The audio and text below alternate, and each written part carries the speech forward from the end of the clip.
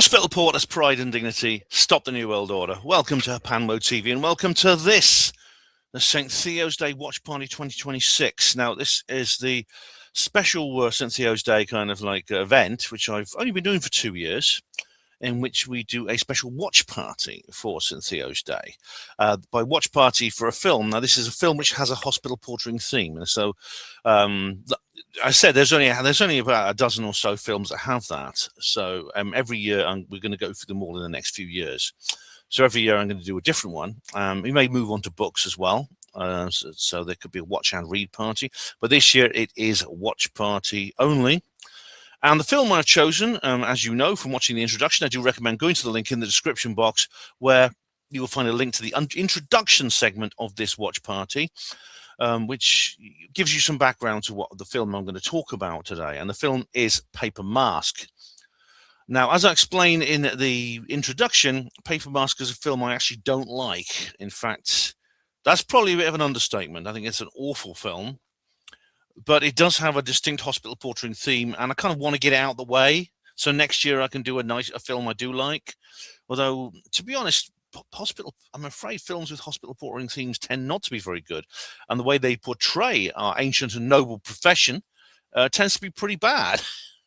I said there's only, I think my own novel, Evan's Land, is the only fictional example of a really, truly respectful portrayal of hospital porters. And the TV series Porters as well. Maybe we could do that. Maybe we can do that one. One year, we could do that one as a TV series, not just a movie.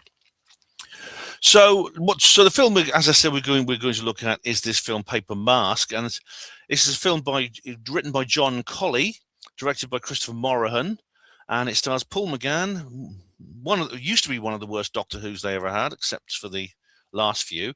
Amanda Donohoe, Tom Wilkinson, and Jimmy Ewell. There's quite an interesting cast list there. You may have heard of some of those names. Paul McGann is the most famous. As I said in the introduction, I managed to find that actual video I told you about, Nice Town. Oh God, where is it? Do I have to show you? I did say I would look for it, but it is on Daily Motion, or it's somewhere. Hang on, let's have a look. Nice Town. I think Nice Town TV series. Yeah, oh God. It's Paul McGann's in it, and as I explained in the introduction, he plays a bloody awful character. I think I found it. Here we go. Oh, it's on YouTube. It's on Daily Motion. Yeah. Okay. There we go. I'll show you a bit of it, but it's got Paul McGann in, and to be honest, like I had not seen Paper Mask when I watched this. But this is bloody shite. This is absolute. Well, it's not that bad. Well, it's not that bad, but it's just really it makes me go. Oh, it makes me go like that. It's episode. Here we go. There he is. That's him. I won't show too much of this. Joe. Hi. There he is. I bet you never thought you'd be meeting me in here. There he is. And there's episode 3. There's episode 3, and there's episode 1 somewhere. Oh God, I'll probably end up watching the bloody thing.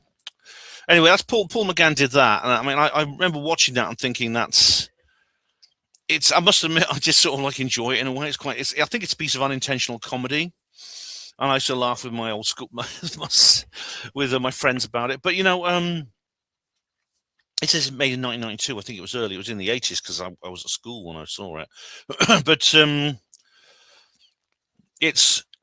I always got the feeling that Paul McGann was someone I didn't particularly like. Well, the character he played, I don't know what the man himself is like, as I said in the intro, but the character he's playing was somebody who was effeminate, slimy, backstabbing, feeble, and sort of like a small man syndrome. He can't stand up to someone in a fight and take them on with his fists directly. He'll like try and undermine them behind their back. The kind of bloke we're talking about. The guy's nice to you and smiles and shakes your hand. Then when your back's turned, he's got his hand in your wallet and he's chatting up your wife. That kind of bloke. I got the feeling he's that. And indeed, this character in Paper Mask is very similar, and as I said, his character Matthew Harris, stroke Simon Hennessy, this is the man he impersonates, is very like Ripley's. Is like Ripley, from Patricia Highsmith. Patricia Highsmith's Tom Ripley. There's been a couple of movies made of that. I think there's been 3 films made of The Tanners of Mr. Ripley. and like a con man and a liar, and he is like that. What I'm going to do, I'm going to do something very unprecedented, something I don't often do, something which I'm risking a copyright strike, but it is very important because I'm going to show you the first act of the film. We're going to watch it together. It's only like about 5 minutes or so, but it introduces the film very well. And it's, I mean, obviously it's really the only, all you need to watch is probably the first 5 or 10 minutes to get the impression of the hospital portering life and why it is of relevance to hospital portering. Even though the main character is a HP, the fact that he's as a HP really, after the first few minutes, it doesn't really come up again that he's a HP. He could have been after the first 10 minutes when he's taken on the identity of Simon Hennessy, because basically what happens in the film. There will be spoilers here. Is he steals the identity of another man and impersonates him. Once he's done that, whether he's a HP or not doesn't really matter. I mean, you could have actually rewritten the film with him being something other than a HP. Although I personally think it is important that he's a HP because it captures that dynamic of that class dynamic, that envy, and that kind of like that inferiority complex that is a major feature in this film. Indeed, it's a major feature in the Ripley series. I mean, the Ripley the 5 books by Patricia Highsmith. I mean, I've only read the first 2. Well, I've almost finished the second one. But he says at one point, Ripley, the main character, I don't know if this is in the books. I don't remember it being in the books, but it's in the movie, where he says at one point to one of the other characters, "It is better to be a fake somebody than a real nobody." And that's very revealing because it's a way of saying that I'm not, it's that he's not, he really has an extremely low opinion of himself. And indeed, we see this in here. We do see this in here, definitely. He's kind of he's this very sort of passive aggressive, deep down, very, very threatened, and it feels very threatened and he feels very oppressed by his own low social status. The opposite, I was the opposite kind of porter. I was much more like his friend Alec, and we'll come on to that. I'm actually going to play you the first few minutes of the film, the first act of the film, which is, like I say, short. I'm risking a copyright strike. I will be lowering the volume at certain points when music is playing, but that's okay. So what I'll do is now I will stop it at certain points. So I consider this fair use, and I will be stopping this at certain points. You can see that. That's good. I will be stopping this. Go back to the beginning. There we go. So let's start by lowering the volume because it opens with a song. It opens with a song. So here we go. Film-wise, I don't know. This is just a distributor, I think. There you go. And Film 4, of course, this is just the studio and distributor, I think. So ignore those. Get out of the way. Hide. Here we go. Sharing screen and audio. That's good. Okay. Now the song. What you're going to hear is this. If you're watching this, and this has popped up occasionally online. Sometimes they disappear. Something they always come back. So you can find this in various places online. Daily Motion is quite good for these sort of hard to find things you can't necessarily get on YouTube, like Nice Town. But this is the opening shot here. That's the hospital there, which I don't know if it's a real hospital, but it opens with it's a cemetery next to a hospital. Very, very revealing. And you hear the song "The Great Pretender" by the Platters. It's a very well-known song, yes, I'm the great pretender, which is, if you study the lyrics of that song, you'll see it's very appropriate. So it opens, this is the opening shot here.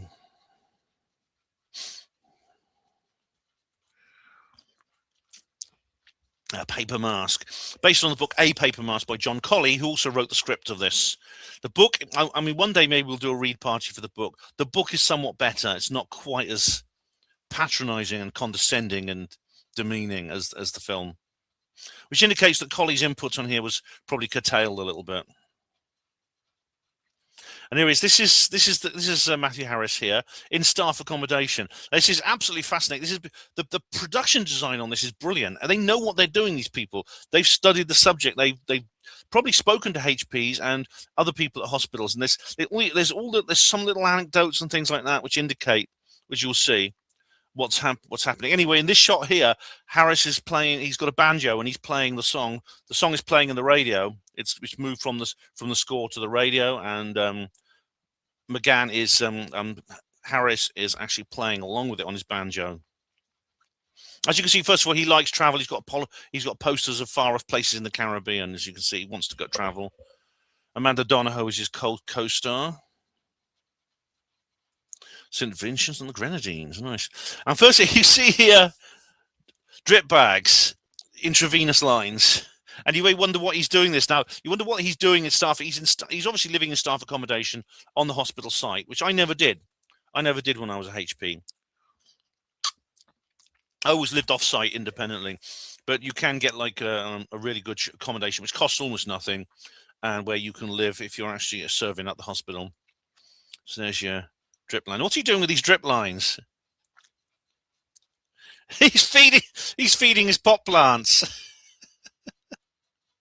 Now this is just typical, right? And you see also here you see a receiver, which is basically a vomit bowl, and there's a kidney dish.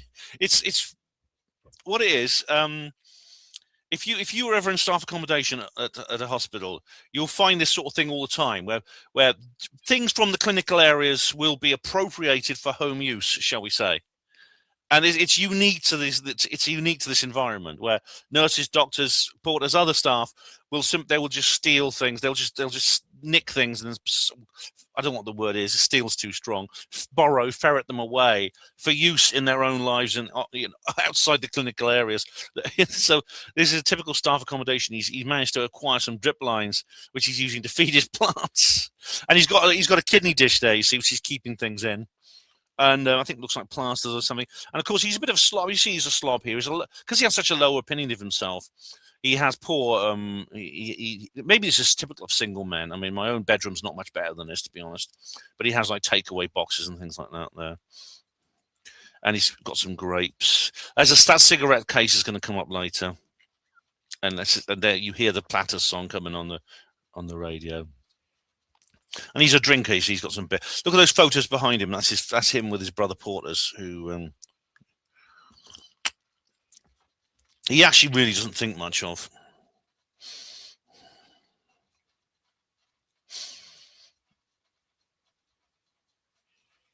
Let's see if the song's finished. Let's have a look. Because here we go.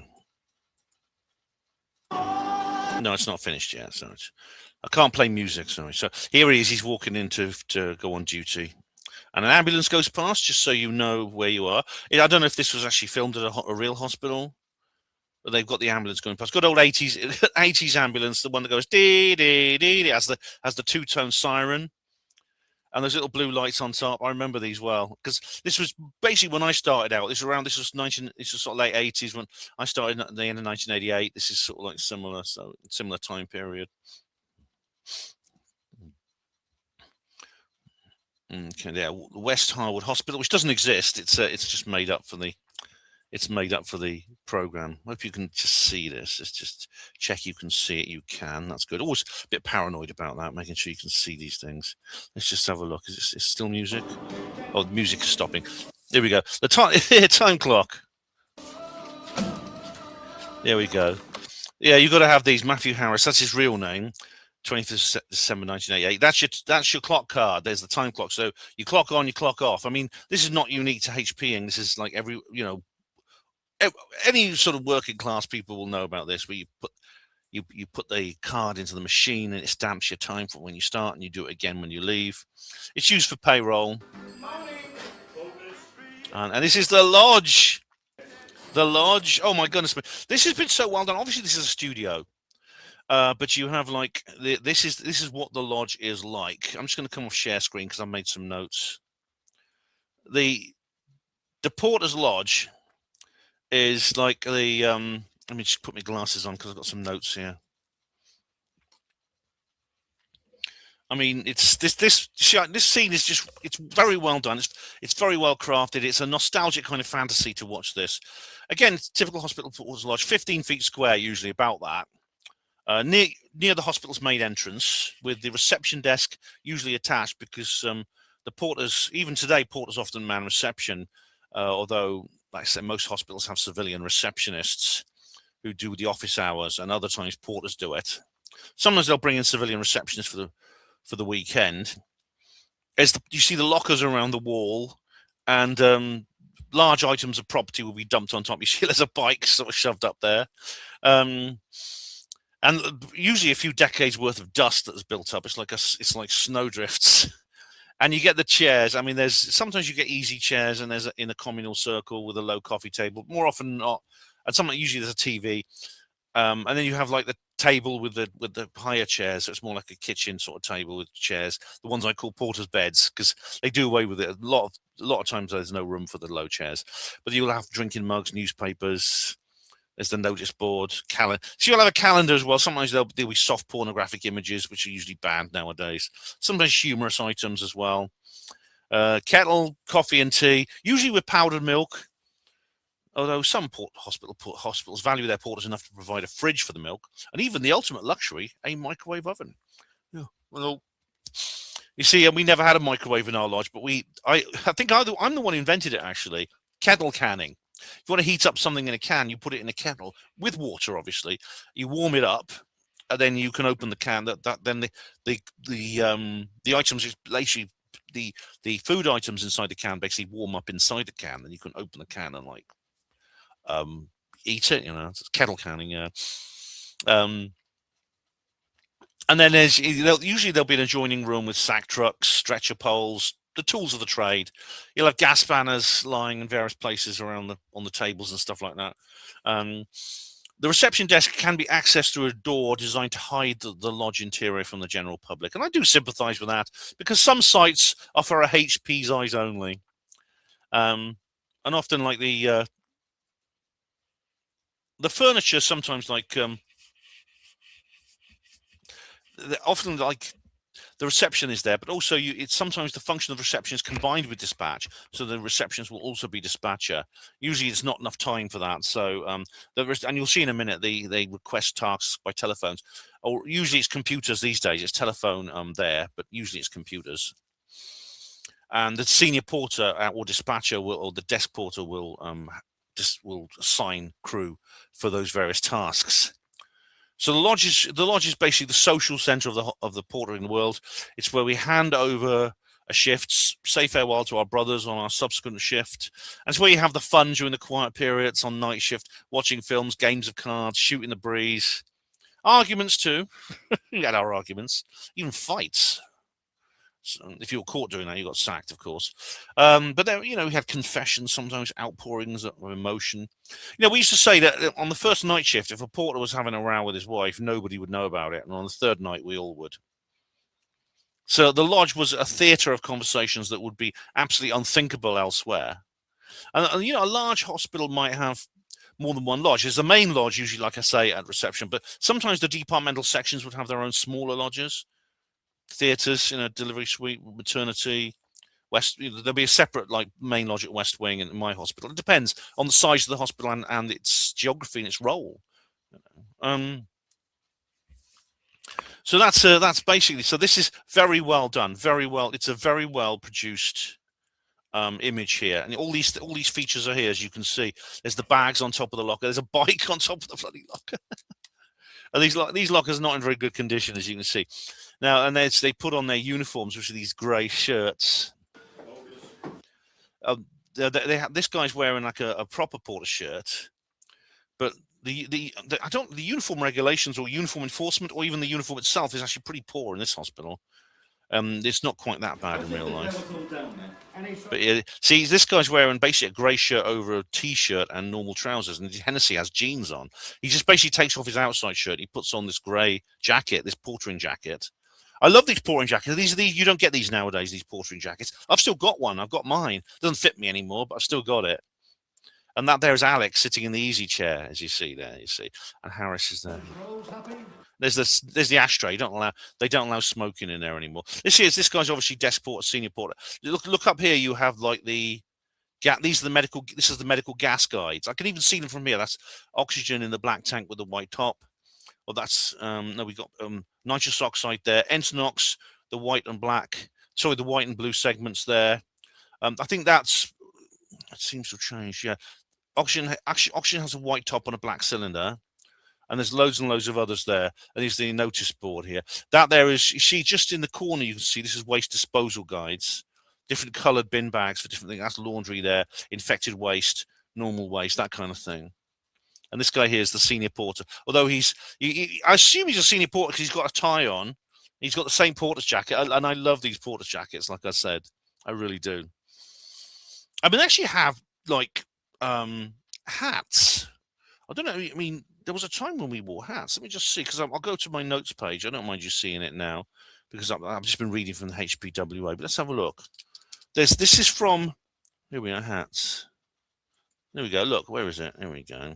Here we go. Look, that is a scene from Carry On Matron 1972.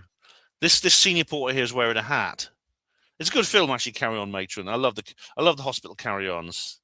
There he is wearing a hat. You see, he's got his bleep there, name badge. Now I don't remember any porters actually wearing a hat. Maybe we can review that. We can maybe review that film. I don't know, at some point. I'm going to claim fair use, by the way, on this. I'm going to claim fair use on this particular segment. I know I won't get away with it probably, but I'm going to claim fair use on it because I'm stopping it every so often. I'll put the volume up a bit. I'm stopping it every so often because it's got the soundtrack is very low on this, actually. I'm stopping it every so often to comment, okay? Oh, he's got, it looks like some sausage rolls or something there. Hello, porters. Yeah. And there's Alex got. It's always red tops.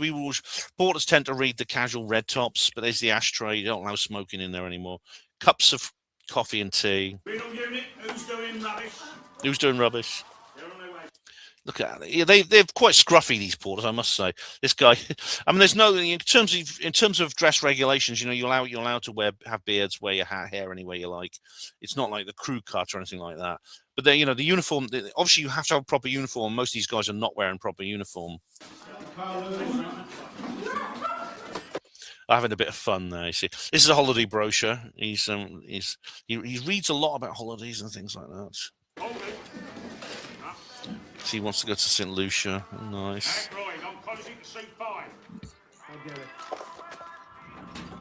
And he would now he's screenplay by John Colley. There you are, based on his novel. I couldn't hear what that guy was saying. I put the volume up a little bit more actually because I want to hear what he's. Hello, porters. What unit does he say? Let's go back a bit. Hello, porters. I could watch this over and over. There's a guy with a sausage roll. So give one for the senior. Come on, what's the matter? They rationed or something? Porters. Renal unit. That's it. That's the way they do with kidneys. Who's doing rubbish in renal unit? And they have a laugh. There's Alec having a laugh with that the black guy. The fun was unbelievable. The camaraderie and the fun. It's just unless you've done this job, you have no idea. You have no idea what it's like.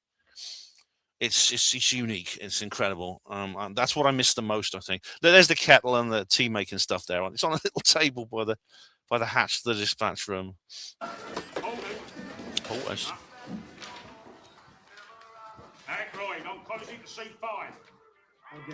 That's just a ward reference there. It's a job for ward reference. Now he's pushed a wheelchair. Now the rule is right. Wheelchairs when you're entering a lift with a vehicle, the vehicle rule is wheelchairs and beds. So wheelchairs and beds head first. No, wheelchairs head first. Trolleys and beds feet first. And he's done the wrong thing. He's actually pushed this lady into the lift. Feet first, which is wrong on a wheelchair. You don't do that. You go in head first. Okay, still a bit of that music playing. I hope it doesn't give me an extra copyright strike. And here we have. Here he goes. Now he's doing it right. He's doing it right. He's wheeling the patient in head first. This porter here. There's those signs. You always get those signs. It's level 6 here, obviously. And this guy, it looks like he's got a sack truck there with what looks like pharmacy deliveries. Those are the two that were rushing. That was the guy who was in the lodge earlier, the black guy with the proper shirt, and this was the guy with the grey T-shirt who I thought wasn't dressed so well. There's Alec. Now they've got this is wrong. Like this, they're doing this wrong. Now Alex should wait for the next lift. They've got 2 wheelchairs in the lift plus a sack truck. I don't think you're allowed to put a sack truck in there as well because they're overloading this lift now. It's not comfortable for this poor lady patient here. Is that's this old trolley here? I used to use these old trolleys in here, fixed height trolleys. Big, you see the big oxygen cylinder underneath, and those brakes on the wheels. Each wheel has its own independent brake pedal. Oh, they were awful. Now Alec has got jeans on. Look, he's terrible. He's got a shirt like this guy has, but this guy here at least has proper trousers. Alec's got like jeans. I mean, I wouldn't. I wish I could say this was unrealistic, but it's not. God bless you, dear. Now, yeah, I think this is a separate shot because I can't imagine. I can't actually see how Alec could get that trolley into the lift as well. So they've basically cut and gone to a separate shot to make it look more plausible.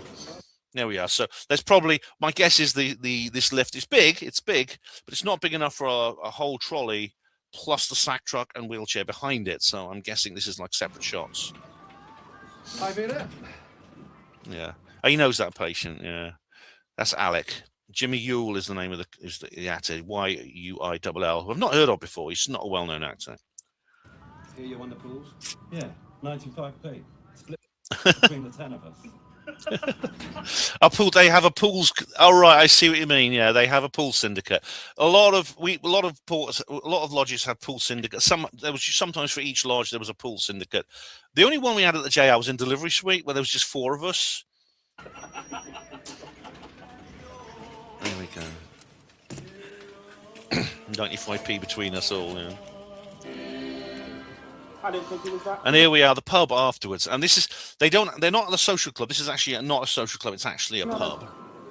And that's that is Simon Hennessy and his typically trophy nurse girlfriend.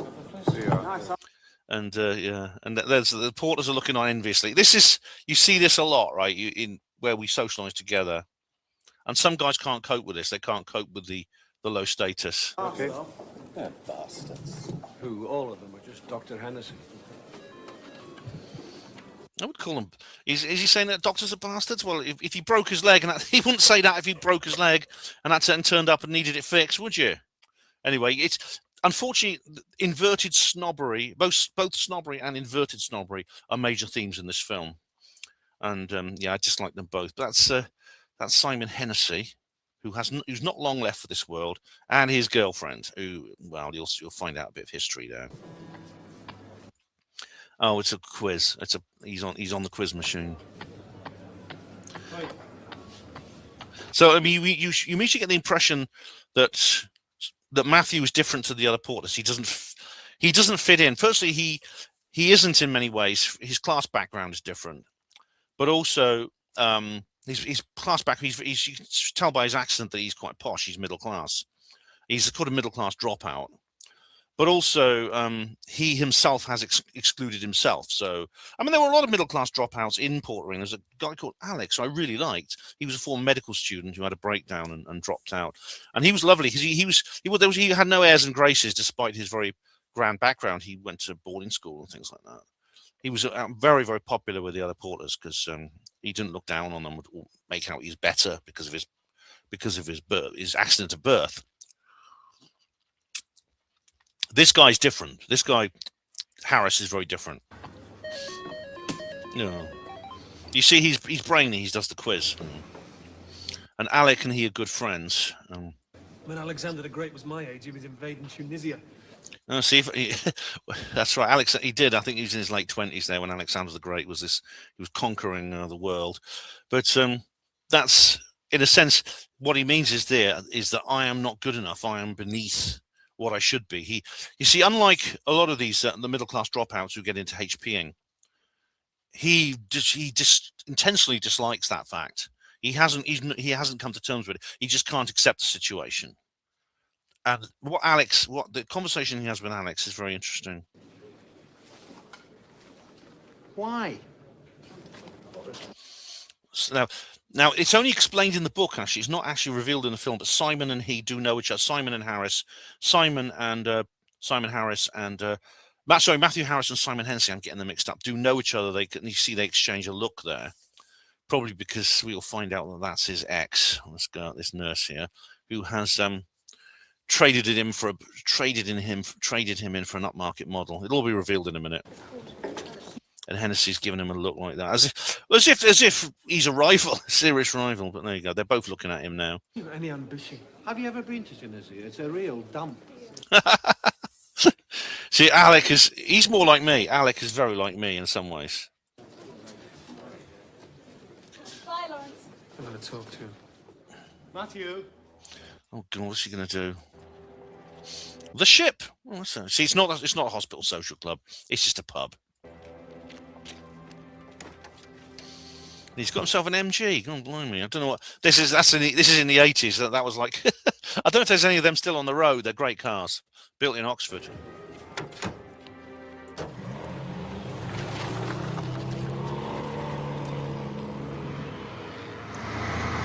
Oh.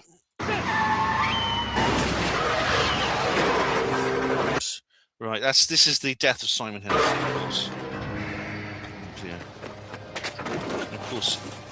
He's getting his priorities right there. Which one do you take care of? You're right, where does it hurt? My back. Can you move your toes? See, he knows a bit of first aid, which is good. I mean, he's trained in first aid, as we all should be. Right. Call an ambulance. This is I think, is another doctor now. Where does it hurt? My back. Can you move your toes? Yeah. Show me. Okay, if you suspect someone has a back injury, keep them very still. Don't move them. It's basic stuff, you know. Good. Look, get back. Get back. I think now. You wouldn't normally say that, you know. You wouldn't normally say that. I don't think this guy probably knows a little bit about. I mean, you might say, well, he's telling him to get back because he's just a porter, but no, he wouldn't do that because you know most doctors in the hospital work environment, you don't do that sort of thing. I mean, despite so this is excessive snobbery, I'd say. But what it is, I think it's a personal issue.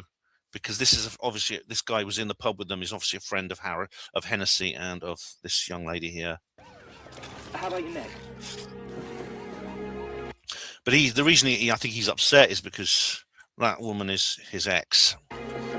I think there is Mr. Hennessy, Dr. Hennessy himself, who is Simon, gone. right.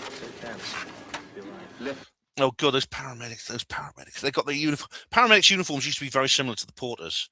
They're very different now. Paramedics' uniforms, as you've probably seen, are like green boiler suits. And the porters' uniforms have changed. I mean, compare what at least some of the better dressed porters in that segment were wearing compared to what I'm wearing. You know, can you still see it? You can. Yes, good.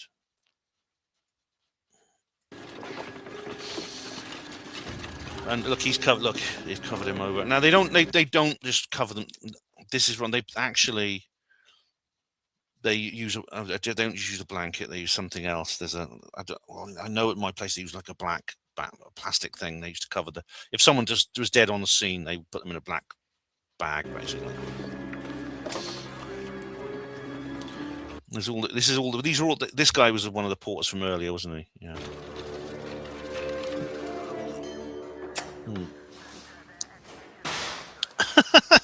And this is the same guy in the PM suite. This is the mortuary here. This hoist was used to transport dead bodies on slabs. This guy, mortuary technician, who's the one at my hospital, is a right tosser. There we go. But it's basically a giant fridge. Basically, it's a fridge where they would keep dead bodies. Every hospital has one. And there he is. And they're treating. You can see a little smirk on his face as he's moving the dead body of his rival, who he's about to become. I mean, it says a lot, doesn't it? That he hates Hennessy. He hates him, Harris. He hates him not just for taking his woman, but for. I mean, it always hurts if you're sort of like I think it hurts more for men if you were sort of cuckolded for somebody better. He hates him, but at the same time, he wants to become him. It's a love. He has a love-hate relationship with all these other men who are superior to him. Oh, and see, this is what it's a white bag. We actually use cloth, which we tape. We just used to wrap. These white body bags we didn't use. We used like a sheet with a cloth sheet with sticky tape, medical sticky tape, pour to seal it. There it is. 3, 2, 1.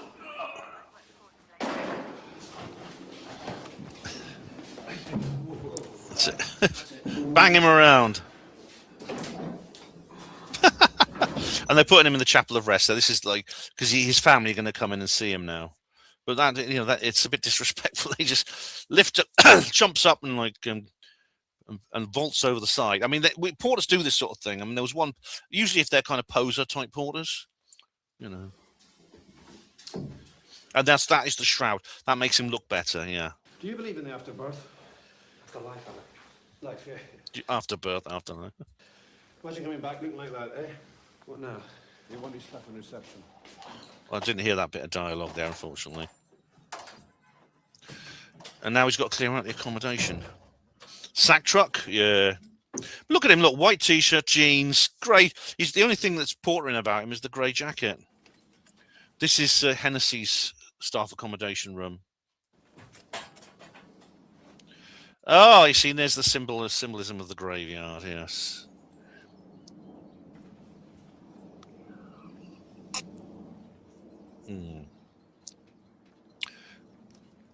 And there's his school photo at some posh boarding school. Yeah.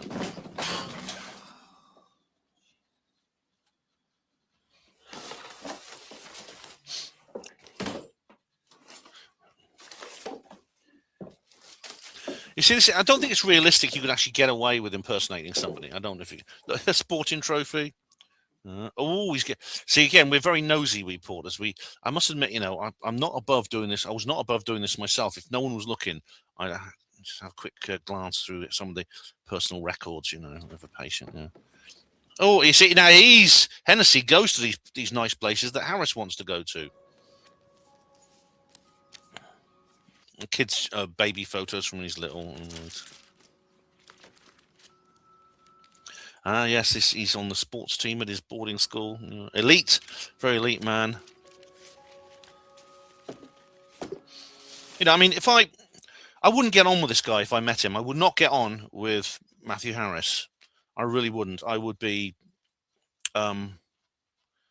I should point out now. I'd be, and he would despise me, and I know why, because I've known characters like him. I've known characters like him because I would be trying to persuade him that he's actually, to be a hospital porter is a prestigious, proud, and very noble thing. And I'd come up with thousands of reasons why, which I come out with on these videos, this series of videos on the HPWIA, on the Gas Banner radio show. And he'd be going, no, but social status says otherwise, and social status supersedes and outweighs all your arguments otherwise. That's why I wouldn't get on with him. I would not get on with him. He would hate me for being proud to be a porter. He would hate me for that. And I wouldn't hate him, but I'd find someone like that very annoying. I think I'd see through him and realize that deep down he despised me for being beneath him as well, even though he was part of me. It's a strange thing because Harris, who becomes Simon Hennessy, who impersonates him. He has a very low opinion of himself. He feels a lot of he despises the working class. He is sunk into the working class himself. He's doing a rough working class job, and he despises that. He despises people who do that. He looks down his nose at people like me and all his brother porters. These guys behind me in the picture, he'd hate them. Yet at the same time, paradoxically, he's also a snob. Let's carry on.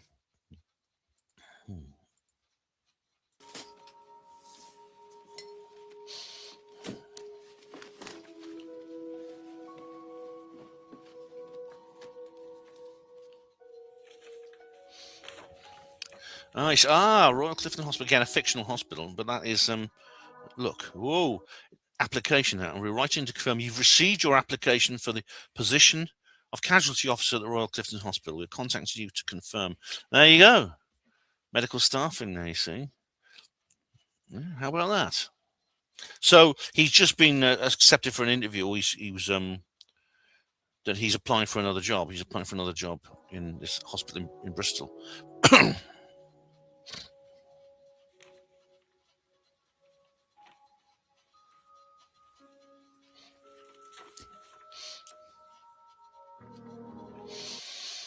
Oh, see, this is his medical license. Oh, blimey.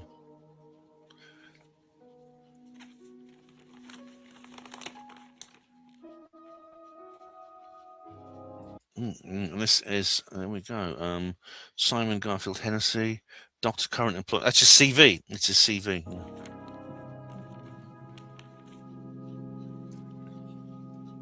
His old school tie, yeah.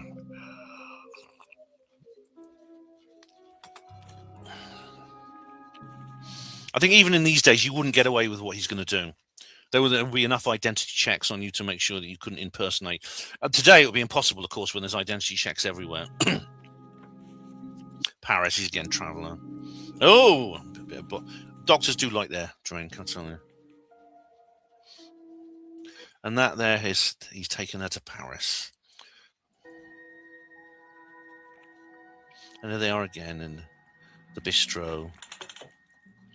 Oh, yes, the stethoscope. There's some doctors wear a stethoscope all the time. It's just kind of badge of their profession. Oh, and here comes the thing they have in common. Oh. Hi. She's better. She wasn't hurt badly, luckily. Somebody had to collect them. I felt I was closest to him. Let's just switch this off. I'm going to switch the fan off just so I can hear the dialogue. Well, come on in. Well, apart from you. I left some things here. It doesn't matter.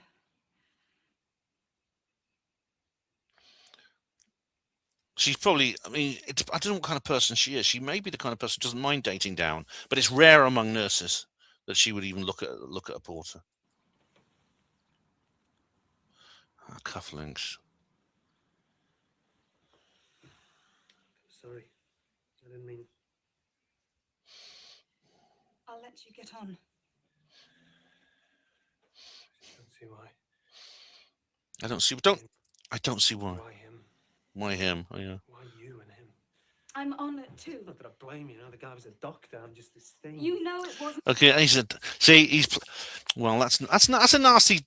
That is actually quite spiteful what he just did. He says he's accusing her of just being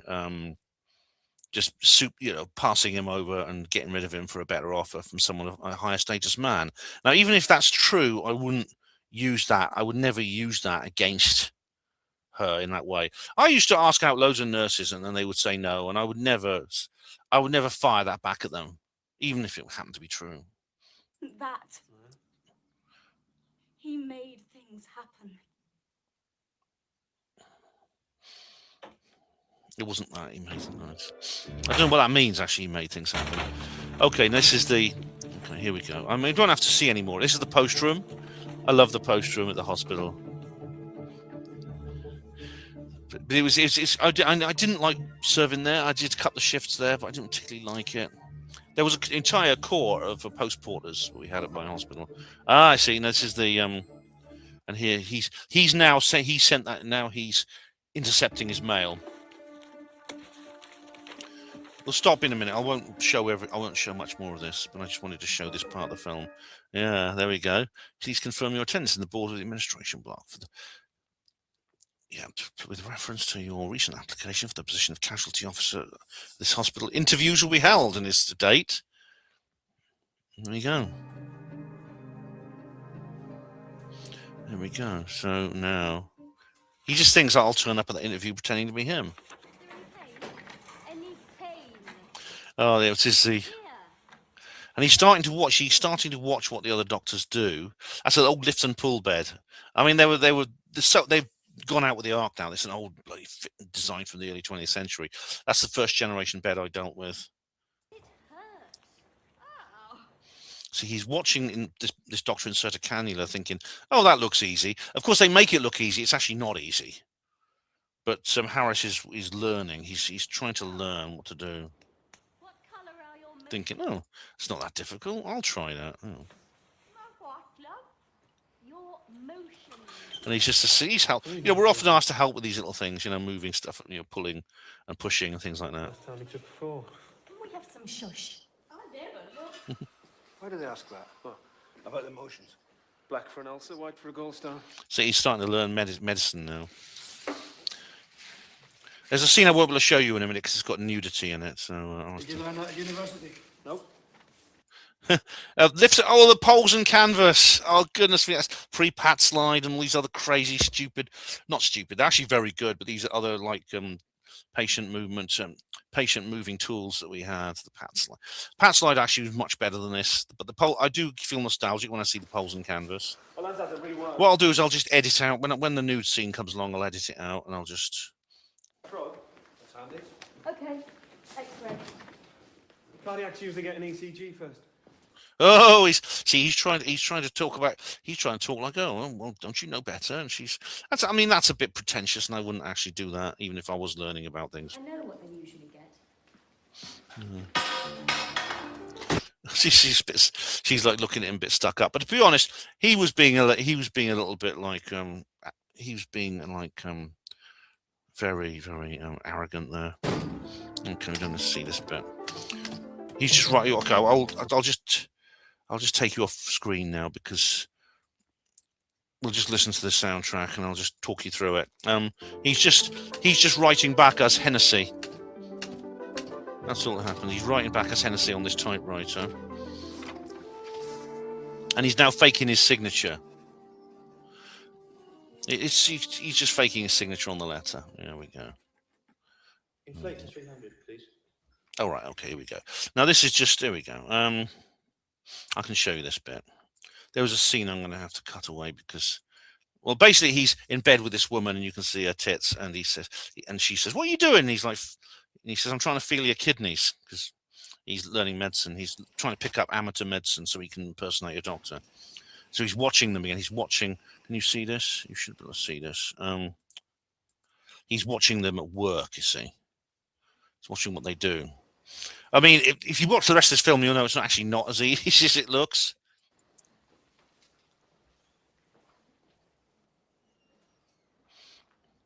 They make it look easy because they've learned. Feel the pain in the wrist. The anaesthetic can't get further than the cut. Can you feel that? No. That? No. This is a manipulation under anaesthetic. This guy's got a fracture, and so they've just numbed his arm like you do at the dentist with your mouth.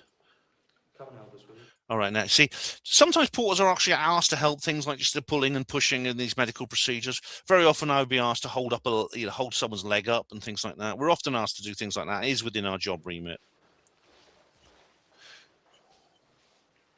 Hold at the elbow. Okay? There we go. We can hear that cracking bone. Luckily, you can't feel it. Okay. Plaster.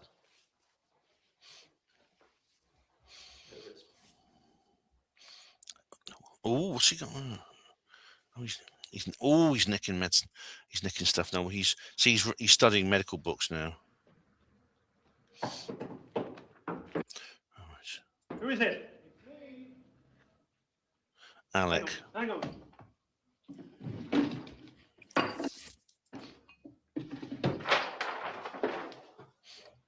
He's got. Hang on.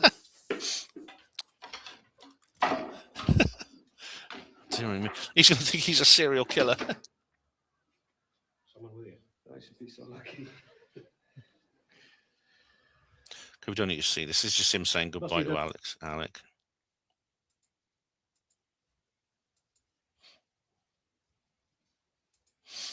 In the pool for a bit? No. On the rack? No. Oh, let's go back a bit. Oh, he finds a skeleton in the bed. I don't know what you see in these skinny women. Just joke about the skeleton in the bed. Okay, that's okay. So I think we've seen enough actually. That the reason I showed you that little bit because it illustrates the whole. Really, all you need to see is that segment of the film, basically the first whatever much it is. 12 minutes, and that'll tell you everything you need to know about hospital portering, which is the theme in the film. The film itself, though, I mean, basically, is very similar to The Talented Mr. Ripley. He actually does accept the job under the identity of Simon Hennessy. Once he does that, he suddenly realizes that he's actually not as it's doing these various things in the procedures he's been observing. It's actually not as easy as he thinks it is, and he gets into terrible trouble. I won't give you too many spoilers because you guys will want to go. I mean, I normally in these reviews I do, but I won't. But basically, Alec, that guy, comes back. Alec, the Scottish guy, his brother Porter, who he's very close to. By sheer coincidence, Alec is now training as a nurse. He's a student nurse at the same hospital where Harris is working there undercover as Hennessy, as the dead Hennessy. And basically, to cut a long story short, Harris has to kill him. He has to kill him. Now, this is where the book and the plot of the book and the movie diverge very, very distinctly, because in the movie he basically gets away with it because Amanda Donahoe's character Christine, she finds out about what he was doing. He eventually confesses to her, and she confronts him, and he just then says that but by then she's in love with him, and basically she goes along with it, and she identifies Alec as Harris. So then basically he wants to get away with him. He wants to become Simon Hennessy forever. So he needs to basically get rid of Matthew Harris, because Matthew Harris is by that time a missing person. So she identifies him legally. Again, I don't think this will be possible in real life. You can't. There has to be coroner's inquests and things like that, fingerprints, dental records, stuff like that. But she goes along to the police. She identifies the dead Alec as Matthew Harris. And then from then on, the only identity that Harris has is Simon Hennessy. And he then then transfers to another hospital. But then he abandons Christine, see, and she can't report him because she's then a collaborator, and she get into trouble as well. And so he goes to this new hospital in Salisbury and continues working as a fake doctor under a fake identity. Makes you wonder what it's all about. I'll show you the final shot is really brilliant. I'll show you the final shot. Let's have a look. See if I can find. I don't know if I can actually find it in here. Let's just have a look and see if I can find it, because I do want to show you that. Because I've actually preserved the final shot of the movie. Here we go. Look. Here we go. This is basically. I'll show you the article actually, because Cabal. Now Cabal is a brother Porter of mine, who wrote his own review of Paper Mask. Unfortunately, it's not there. It was originally he's Polish, and it was in both Polish and English. Unfortunately, that his website's now gone. But that's the very final shot of the movie. If it'll appear, is Matthew Harris as Simon Hennessy, gleaming like that, with the lights just shining on his face just perfectly to make him look really sinister. Basically, a nurse comes up and says, "Oh, Mrs. Smith, this is your new doctor," and that's the man you see. The coward, the cruel, weak, deceitful, snobbish, and despises people of lower class than himself, although he is that deep down. But as Ripley said, it's better to be a fake somebody than a real nobody, and he believes that himself. Yeah, it's an interesting character, the ultimate anti-hero, the ultimate film where they have a bad person as the central character. And I've never written a story like that. All my characters, my main characters, my narrator characters in my novels are good people. They're people I admire. They're people I could admire and get on with. Some of them are kind of placeholders for myself. Others are just slightly maybe inspired by other people. But they're all admirable people who want to do good. To write a book, it's like Bret Easton Ellis in that American Psycho. To write a book where the main character is again unpleasant. In the case of American Psycho, it's one of the most monstrous, murdering sadists you can imagine. Basically, a serial killer. In the case of Ripley, Patricia Highsmith's character is very like Matthew Harris. manipulative, impersonates dead. He kills someone in this case. In the case of Ripley, he doesn't just see someone die in a car crash. He actually kills a man and takes over his identity. If you've seen the film or read the book, you'll know that. But without remorse, totally cold, emotionally cold. He's the perfect psychopath. Simon Harris is a total psychopath. Firstly, in his selfishness and his emotional coldness, the fact that he only ever feels fear when his own worthless hide is threatened. He feels no compassion for anyone else who's in any way harmed by other people or by himself. But again, like all psychopaths, Harris has an extremely high awareness of social status, about who's more important than everyone else. And this is bad. This is why psychopaths don't last long in HPing, because they can't bear it. They can't stand the fact there's all these people, especially men, who are above him socially, and he has to work with them very closely in the hospital. And there's so many women there, all the nurses and that, and they're not interested. They won't even look at him. He is sexually, and not just him. I mean, most HPs are sexually ostracized by these women.